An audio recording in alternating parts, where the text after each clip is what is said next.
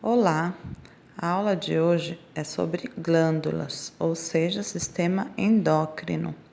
Vocês vão acompanhar aí no livro didático das páginas 264 a 272. Bom, vou começar explicando o que seria uma glândula, né? Então, as glândulas, elas são órgãos que produzem e secretam substâncias. Essas substâncias são os hormônios. E os hormônios são responsáveis pelo funcionamento do organismo, pelo bom funcionamento do organismo. Esses hormônios, cada um tem uma função diferente e que eles fazem com que o organismo funcione perfeitamente. Existem as glândulas endócrinas, as exócrinas e as mistas. As glândulas endócrinas, elas produzem hormônios que são lançados dentro da corrente sanguínea. Então, eles circulam dentro do organismo. Endo quer dizer dentro. As glândulas exócrinas levam as substâncias para fora do organismo. Exo significa fora. Essas substâncias que podem sair do organismo, por exemplo, o leite, né? O leite que as mães amamentam, os bebês produzidos nas glândulas mamárias, faz parte desse grupo aqui, exócrinas. E as glândulas mistas, elas produzem hormônios e substâncias lançadas em ductos dentro do organismo, mas que também podem ser secretados fora da corrente sanguínea, por isso que elas são mistas. Elas podem fazer os dois papéis, tá? Vamos começar conhecendo as glândulas, né? Então, vamos começar aqui pela hipófise. A hipófise fica localizada na base do cérebro, entre os dois hemisférios. Então, localizado mais ou menos no meio, né, do nosso cérebro. Essa hipófise, ela produz vários hormônios e ainda coordena as ações de outras glândulas. Por isso, ela é chamada glândula mestre. Bom, entre os hormônios que ela produz estão aqui alguns. O GH, que é o hormônio do crescimento, ele é muito produzido na infância, tá? E uma coisa interessante é que esse hormônio ele é melhor produzido na hora do sono. Por isso que os bebês dormem bastante, as crianças pequenas, precisa ter a horinha de sono, porque é durante o sono que o hormônio GH é produzido, tá? Esse hormônio do crescimento, a produção excessiva dele pode causar uma doença chamada gigantismo. E a baixa produção pode causar uma doença chamada nanismo, né? Gigantismo é o excesso e o nanismo é a falta dele. Em quantidade normal, a pessoa tem um bom desenvolvimento. O próximo hormônio é o TSH. Ele estimula a tireoide. Então, a hipófise, como eu disse que ela coordena as outras glândulas, o TSH estimula a tireoide. Aí nós temos o LH, que ele é um hormônio relacionado à reprodução também. Por quê? Nas mulheres, ele estimula os ovários a se amadurecerem. E nos homens, ele estimula os testículos, tá? Então, esse hormônio aqui tem tanto nos homens quanto nas mulheres com as funções relacionadas à reprodução. A prolactina estimula a produção de leite, quando as mães têm os bebezinhos, né? A ocitocina é um hormônio que estimula a liberação do leite. Então, a prolactina estimula a produção e a liberação é feita pela ocitocina. Além disso, ele também estimula as contrações uterinas na hora do parto, facilitam o parto. E ainda temos o hormônio ADH. Esse é o hormônio antidiurético. Ele estimula a reabsorção da água, diminui o volume da urina. Então, por exemplo, não sei se vocês já ouviram falar, quando a pessoa bebe demais, ela fica indo no banheiro toda hora, né? Toda hora ela vai fazer xixi. Por quê? Atua lá na base do cérebro, o álcool vai atrapalhar as funções cerebrais e deixa de produzir esse hormônio. Ele diminui a produção do antidiurético, ou seja, em vez de diminuir o volume da urina, vai aumentar. Então, a pessoa vai muito mais vezes ao banheiro por conta desse hormônio. Bom, A próxima glândula é a glândula tireoide. Ela se situa na base, no pescoço, tá? Na frente.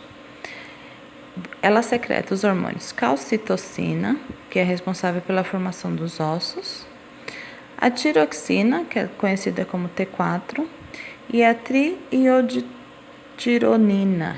Triiodotironina é a T3.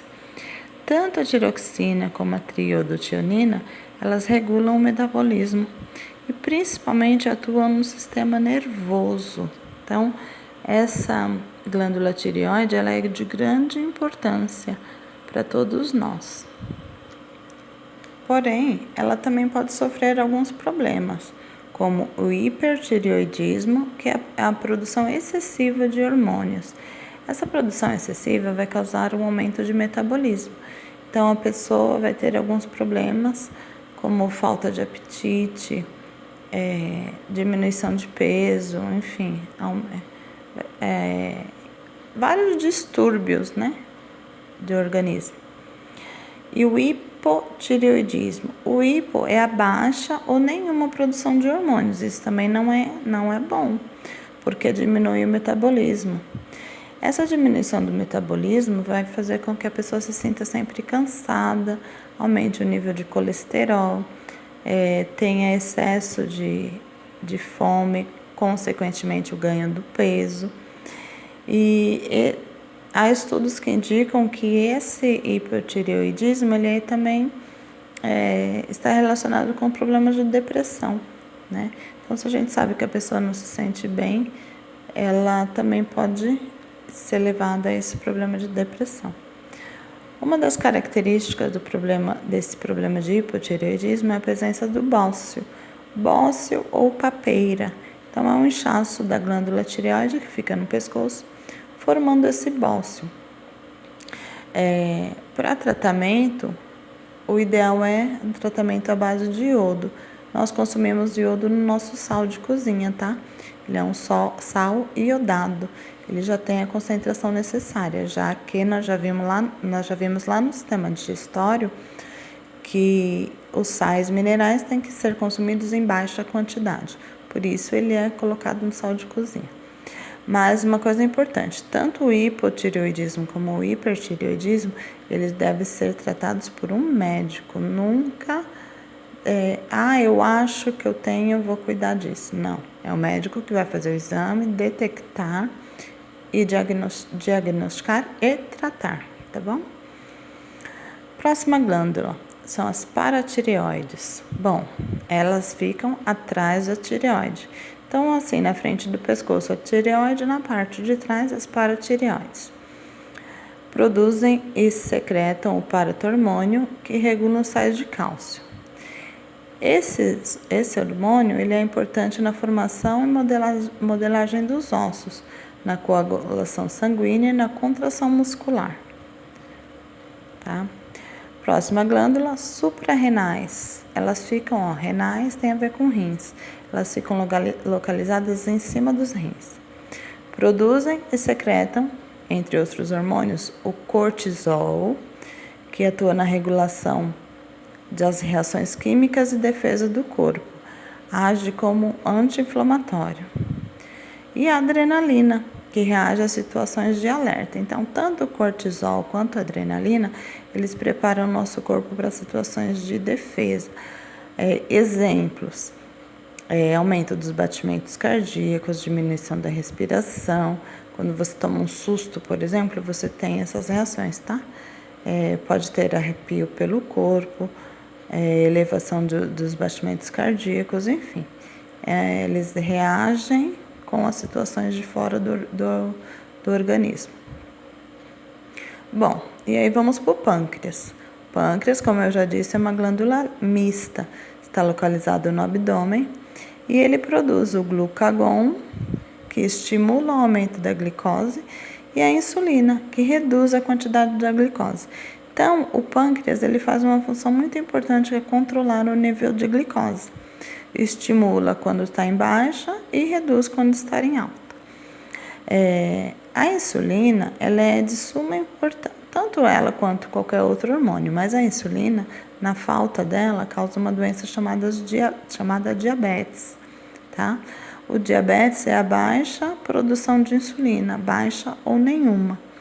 Quando a pessoa tem esse problema de diabetes, ela precisa fazer uma dieta alimentar, se for uma coisa mais leve, ou até ingerir a insulina sintética, né, o medicamento, e para controlar justamente esse nível de glicose, porque o excesso dele vai causar danos ao metabolismo, consequentemente, sistema nervoso e todos os outros sistemas juntos. Então, o corpo não funciona bem quando os hormônios não estão trabalhando corretamente.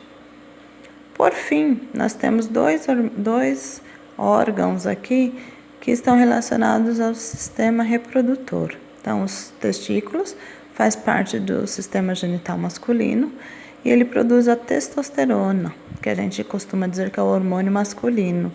Por quê? Produz os espermatozoides e desenvolve as características masculinas. Então, engrossamento de voz, produção de pelos, enfim, ganho de massa muscular, tudo isso está relacionado com testosterona, que é produzida pelos testículos.